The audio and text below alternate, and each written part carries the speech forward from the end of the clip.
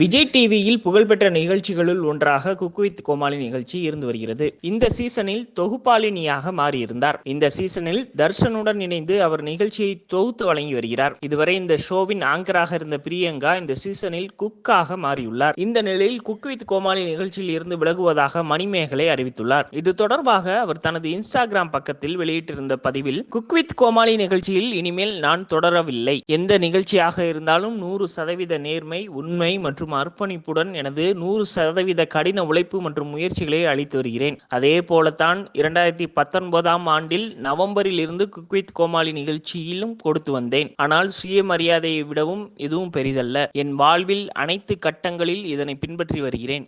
இதற்காக பணம், புகழ், வேலை வாய்ப்புகள் அல்லது எதுவாக இருந்தாலும் நான் கவலைப்பட மாட்டேன். அதனாலேயே தற்போது குக் வித் கோமாளியில் இருந்து விலகுகிறேன். இந்த சீசனில் மற்றொரு பெண் ஆங்கரின் குறுக்கீடு அதிகம் இருந்தது.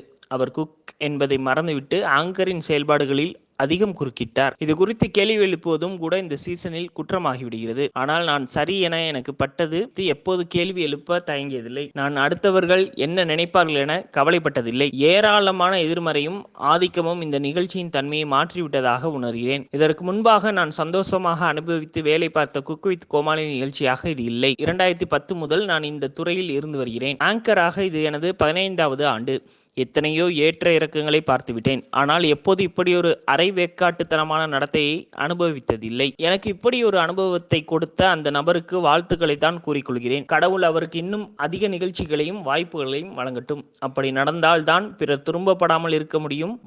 வாழவிடு. இந்த நிகழ்ச்சியில் இதுவரை எனக்கு கிடைத்த நல்ல அனுபவங்கள் எப்போதும் என் நினைவில் இருக்கும். இவ்வாறு அவர் தனது இன்ஸ்டாகிராம் பக்கத்தில் தெரிவித்துள்ளார்.